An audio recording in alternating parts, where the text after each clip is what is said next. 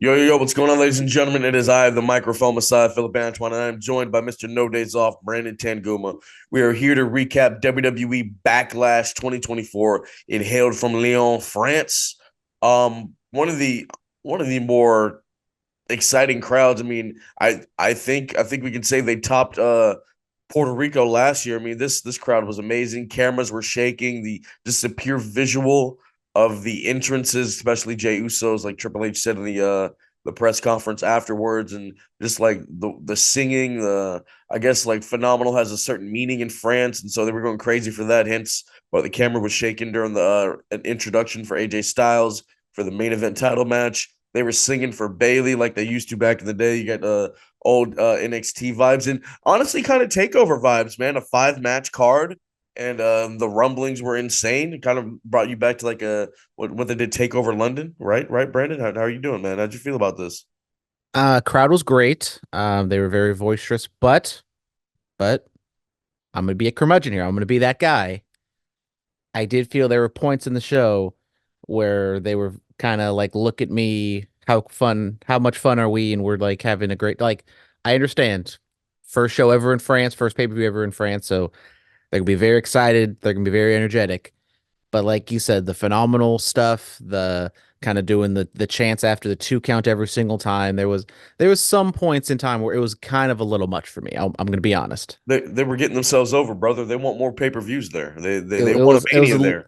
yeah, it was a little reminiscent, to those kind of old night after WrestleMania Raws, to where like the crowds were like they were very energetic, they were fun, they had a certain pizzazz to them, and they would get into stuff they like, and they sometimes would do chants, and they'd sometimes like not pay attention to the show. Like I think they were doing the phenomenal chant in the main event when there was like a flurry, and they kind of missed a count because they were just kind of doing their own thing without actually kind of watching the match. So I will say this was one of the best crowds ever, but I think it's more like I hate the Canadians. I might have to be a European hater now too, even though I'm half Portuguese.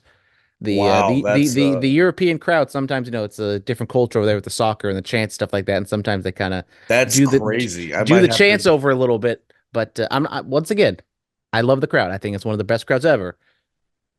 But I'm gonna be that guy and say they kind of went over the top at times. A little That's a self-indulgent, I'll say. that's a crazy statement, dude. I didn't know, Brandon. You're a region hater. You hate certain regions of the world. Well, I'm the Canadian Destroyer. I don't know what the well, I mean, I don't know if you saw the tweet Sheamus put out this weekend, which he quickly deleted it, I did not see it. Whoa. comparing he was like, "Oh, Gunther, the Austrian who speaks German and hangs out with an Italian guy and ousted or ba he compared Gunther to the H-Man. Let's just say that. Oh, oh wow. Mm, Yeah. mm. Not gonna go that far. Anyway, moving on. Let's talk about the card. First matchup. The bloodline, the new bloodline that's it's being called Solo Sokoa and Tamatanga. They go on to go up against RKO, Randy Orton and Kevin Owens. They start brawling. Nick Aldis comes out there and says, "You know what? Do whatever the hell you want. It's a street fight. They're brawling all over the place." Um, RKO's on tables. Kevin Owens hits that like when he scoops them when they're trying to go for a superplex and he turns it into a slam off the top rope onto those chairs. The internet was like, "Oh my god, he murdered Tamatonga." Um, yeah, man. Somebody went through a table. I mean, I did like how Randy Orton was on the apron, and I was speaking the crowd. I've never heard a crowd sing voices before, so that was cool. That was a cool thing. Randy Orton's on the barricade. He's like, "Yeah." Realizes he's too old to jump off, so he gets down and just drags Tamatonga somewhere. What were your thoughts on the match before we get to the ending? I thought the match was fun. They did the whole brawl beforehand, and then Nick Aldis gets his moment in the sun to say, "Oh, it's going to be a street fight, so do whatever you want." So that's another big pop for the crowd. And I thought I liked the production of them going into the crowd, and there was kind of like the two shots, two screens on the broadcast, and they kind of mess it up a little bit where they're kind of like showing a close up of the KO whoever he was fighting, and then like they had a zoom out shot, and it was just you can see KO fighting whoever it was, but you saw like all the entire crowd, and it was high energy, it was high impact. I mean, Tama Tonga taking a fisherman buster through whatever, a 4-chair setup, and Yeah, that's what I was trying to think. it Jesus, was it you might have a was career in commentary, man. it was maybe, but well, someone left the commentary desk. Right, So right, right. that was there's a whole, but I mean, anyways, yeah, it was a good time. I mean, kind of the theme of the show is the winners were never really in doubt, but this one, I think the finish kind of was on what the finishing sequence was, and I thought that kind of helped the match. And they weren't like playing up near falls or anything like that, so it was just they were brawling, they were doing all these different spots, and then they finally got to the finish. Yes. What RKO or it happened? It was on Tamatonga, right? Yeah, the RKO or whatever. The count 1, 2 gets pulled out. Tonga Loa. Well, the referee kind of pulled himself out, but Tonga Loa showed up to save the day somewhat. And yeah, the deciding factor. I mean, this was a legit surprise. I was very happy with this. I know because in a world where we hear about contracts and people leaving, I haven't heard anything about his contract in New Japan. I honestly, God, didn't even it wasn't even in my mind for him to show up. I know everybody's so concerned with Jacob Fatu and when he's showing up. This was an actual legit surprise. Kudos on Hunter for this, man. Shows up. And then Samoan Spike, they get the job done. And notice they all kind of have the same look with the Mohawks, and Solo's just letting his grow. I really like this, man. And Paul Heyman's trying to like check on there was a KO or Orton, whoever was down, and Solo just looks at him like intently, and Paul just fearlessly or in fear throws up the one, and then they go backstage, and Jey Uso, he's getting ready for his match. He sees Solo, Tamatanga, and Tangaloa. They walk past him, and then Paul Heyman is just gives Jay this look of like fear and concern. So I thought it was very well done. And look, we're one step closer to getting the Usos versus Gorilla Destiny. That's dope. That's a match I've thought about for a very long time.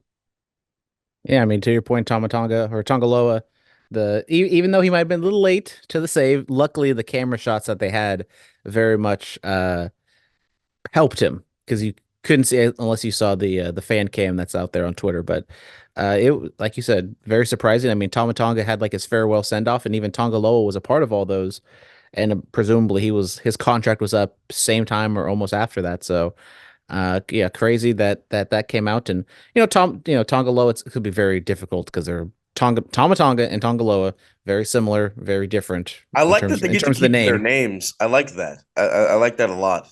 Yeah, I mean, I do too, but he's probably going to be the fall guy, I would presume, for the bloodline. But I mean, God bless him, he's probably making more money than he's ever made in wrestling. Going to be the blood guy, a bloodline fall guy. I But don't I don't know. I think they're going to be strong for a I minute. mean, I think they will be strong, and even in this match, like Solo was kind of the job guy after he beat John Cena last year, but he was definitely presented, I think, stronger than Tomatonga was. Tomatonga, took a lot of more impact, and maybe that's just him, his wrestling style and how he can kind of do more because he's been more experienced. But um, they definitely are building up this new bloodline, and presumably Jacob Fatu will be around the corner. Maybe they bring in Hikuleo, and they just take in all those guys from the Bullet Club, and they can build a bloodline, Avengers Endgame warfare type thing. It would be super super over if and when it happens. Yes, I mean I can see it. Everybody's talking about war games, war games, war games. We don't know if Survivor Series even going to have war games this year, so we got to wait and see. Um, match two. Match two, we got our first championship match. We had Bailey defending her WWE Women's title against Naomi and Tiffany Stratton. This one goes 13 minutes, 10 seconds. Naomi and Bailey kind of exchange some leverage pins, and Bailey, not a roll up. I don't know what the exact kind of terminology for that one would be, but she pins Naomi for the win, retains. Naomi, embraces Bailey after the fact, so no bad blood for the loss. And Tiffany uh stayed strong by not being involved in the finish Well, because yeah, she had a great showing. I love that cartwheel Alabama slam that she does, and it like the whole match was kind of just kind of Naomi and Bailey working together to kind of offset Tiffany Stratton so they can get at it, which helps to Tiffany's her kind of aesthetic and her credibility that she, as young as she is and how early she is into her career in professional wrestling, how much of a force and a threat she can be. So I loved the way they all worked together. Congrats to Bailey, yeah, retaining the WWE Women's Championship. Yeah, I mean, I thought it was a little sloppy, or not, I mean, not sloppy, but just kind of a little clunky at the beginning of the match. But then they kind of found the stride because they were doing a lot of like all three women were in the ring and doing stuff, and then kind of once they did the traditional one gets thrown out, so then it's just two of them wrestling at a time. I think they kind of picked it up and they kind of got it together. Once again, another international show, Tiffy time over like Rover. I think they're gonna. I think they should keep her as a heel and have her flesh out the character work because I think sometimes in NXT, especially, she kind of goes over with the whole kind of obnoxious mean girl shtick, and it kind of seems a little too cartoony. But as long as they can kind of figure out her character, I think in ring wise, she can be like another Bianca Belair, some college athlete that can take off and be that that star women's wrestler that they've been looking for. Oh, absolutely. Then third, we get the as you said, we had the whole Jay Paul Heyman interaction backstage, which I thought was quite interesting. Just continuing on of Paul being complete. I'm waiting for him to have that disheveled look that he did like those those weeks and months that Roman wasn't there, or was it Brock? I forget, but he kind of grew his beard out and his Oh, when Roman wasn't there, yeah, yeah, yeah. and his beard was all shaggy and his hair was kind of more messed up than it normally looks. But anyways, maybe we get that. But we had Damian Priest defending his world title against Jey Uso, and I mean, y once again, I shit on the crowd beforehand, but this entrance from Jey Uso was just a star-making performance. He comes in through the crowd, they light up with their phones, they do the whole up-down gimmick, and it was just a sight to behold. And it was a fantastic look for Jey. I mean, we'll see that in video packages. We'll see that probably 1,000 times on Raw tonight. But I thought it was a fantastic entrance. Usa's song is so popping. It's at the NBA games now. Come on, man. I The did not see this. Firefly. What games he be getting played at? I don't know the game. I just saw the clip, bro. Okay, okay. Sorry, I know too much sports talk on this one, but yeah, I mean, I think there was a lot of pressure on Jay in this match, not just because it was his first world title or pseudo first world title matches, like kind of his own guy, and but also going back to the WrestleMania match with Jimmy, which was a complete dud, but this one was not. I thought this was a fairly good match. It was not just spam super kick, spam Uso splash. There was some good work in here. The Bloodline or Jesus, the Judgment Day come out to help Damian. Damian kind of shoos them off. He wins with a kind of super South of Heaven choke slam for the win. And then after the fact, JD and Finn try to beat down on Jay, but Damon says no more of that. Looks like we're getting either the full Judgment Day breakup or just a straight up Damian Priest break off and he turns face. But as I said, I thought this was a really good match and important for Jay and his kind of continuing ascension as a singles guy. Absolutely. I mean, he handled himself well. I mean, there was a period of time where I was like, are they are they gonna do what I think we're gonna do here? But it didn't happen. This was just they worked really well together. Damian Priest, he had that breakout performance at Backlash last year, and so for him to come back to the event a year later as the World Heavyweight Champion and to really show out and assert his dominance, not just as the champion, but kind of over Judgment Day as a whole. It does look like Finn is kind of in the back seat, though. I wonder what we're gonna do with that. But nonetheless, congrats to all the men involved. They worked very well together. It all worked out, and Jay's entrance phenomenal. The Fireflies were out. Shout out Bray Wyatt. It was it was dope. We did get another one of those QR codes on the show. I did see something that there's like a date that like a number that links to a date, which would be the King and Queen of the Ring pay-per-view. So quite possibly we see the Uncle Howdy Sinister or whatever Wyatt Six debut at the next PLE we're coming up on. But then penultimate match. I think before this they brought out the French announcers or one of the French announcers in the ring, and he spoke to the crowd in French, and he announced that this was the largest arena gate in WWE history, which the crowd cheered uproariously for, but in code words, that is, all you suckers, we upcharged you a bunch for this show, and you guys all paid it. So thank you very much for giving us all your money. No, it's just the largest gate in WWE history And what does for gate an arena mean? show. What does the gate mean, Philip? Bruh, thank them for the house. Thank France for the house, man. Thanks for all your monies because there's only like 12,000 people there, and yet you have outsold U.S. shows or whatever other shows that have held like 18 to 20,000 people in an arena Well, because you guys all spend like 300 to 500 at minimum per ticket. the currency in France is different than it is over here in the United States. Oh, okay. So thanks to the strength of the euro. We don't crap on WWE here, bro. Sorry, we'll save that for Wednesdays when I do my AEW Dynamite recaps, right? Hey, whoa! That's you, bro. God forbid I say the Kenny Omega I think spot at the end of the show was good stuff. I think that place is one. I can't even say that with a straight face. All right, moving on.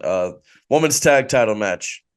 Yes, women's world title match. We got the Kabuki Warriors defending against Bianca Belair and Jade. A They little don't have, clunky. The tag got messed up. yeah, and I'm not someone who like is very fixated on like who's a legal person, who's not. It didn't seem like anything was messed up, so maybe that was just on the referee. But, yeah, Nah, he was doing his job. The tag was messed up. okay, but yeah, there was one point, and unfortunately, it did happen with Jade. So then there was kind of a messed up sequence of Kyrie and Asuka and Jade kind of trying to figure out their way through. And I don't know how much, of a language barrier there is, and obviously the inexperience of Jade and things of that nature. But well, the match was fine. I probably would say it's the weakest match on the show, but that's not really a dig. It was still fine for what it was. Jade got a lot of work in. You can tell they kind of paired her off with Kyrie to kind of do a lot of the stuff. So I think shout out Kyrie for doing the best she could. Bianca did a lot of the heavy lifting, but the finishing sequence I thought was phenomenal of Jade just kind of twisting and turning Kyrie and picking her up in all these different positions to finally get to Jaded and throw Yes, it down. That had a big reaction from the crowd. yes. Congratulations to Jade Cargill, Bianca Belair, the new WWE Women's Tag Team Champions, a super force. This, I mean, God, who's gonna dethrone them? That's the real question. Would not be shocked if the people who dethrone them are just them themselves, and there's possibly some sort of breakup further on down the line. Because this women's tag division, I mean, it's a continued issue to where it's not strong. So if you just kind of keep it on them and just kind of have them If run through only, people, if only Toxic Attraction would have stayed a thing, huh? They would have been able to do it, if only. We need Peyton Royce to pop out that second kid and then have the Iconics come back. bro. I miss the Iconics. I do. Oh, it was great. They were fun. They were fun. I loved them. I need to Billy Kay. She just had a child or is currently pregnant, right? I think Peyton Royce because they went to some convention Well, I and know Peyton Royce is once again Peyton Royce is very much pregnant right now. yes, Billy Kay. She either just had a child or is about to or something like that. Well, congratulations to them. They're living life, doing that mom life. I'm sure they love it. But yeah, man, I think that would have been nice to have the Iconics back. Nonetheless, congrats to Cargill and Belair. The main event for the WWE Undisputed Championship, the American Nightmare Cody Rhodes defends against the phenomenal AJ Styles. Styles had gear custom made, reminiscent of when he wrestled Dusty Rhodes, Cody's father, for the NWA Heavyweight Championship. They go 27 minutes about just fun, man, just good wrestling. Burning Hammer kick out at one. Uh, Dropping Cody on his head on the apron. I mean, they just really went for it. Michael Cole saying two former leaders of the Bullet Club going at it tonight for the WWE title. I was like, wow. Well, technically, Cody wasn't the Well, leader of actually, the no, he Bullet Club. was. He thought he No, was. no, no, no, no. No, we've had this conversation before. When Cody wrestled Kenny at Super Card of Honor, it was for who was going to be the leader of the Bullet Club, and Kenny lost the match. Also, in the first match, we did have a Michael Cole read off Tama Tonga's Wikipedia page, and we got a never open weight name drop. We got evil. We got an evil name drop. We had a Shinto name drop, not a Shingo name drop, but close enough, I guess. What do you mean? He didn't read off the. Michael Cole knows, bro. Don't do him like that. Don't do him like that. That boy, no. I mean, we all know Michael's staying up till like 2 o'clock in the morning to watching New Japan shows. He got the feed. He watched when he won. Exactly, exactly. Yeah. But yeah, I mean, I thought this match was really good. You know, my little qualms with the crowd aside, I did think it was a fantastic match. 27 minutes, as you said, kind of it didn't feel like like you could kind of tell they were going long, but it didn't feel like it was a long match. And for the first time since a SmackDown in 2022 against Matt Riddle, there's not a WWE Universal, which I was paying attention to this.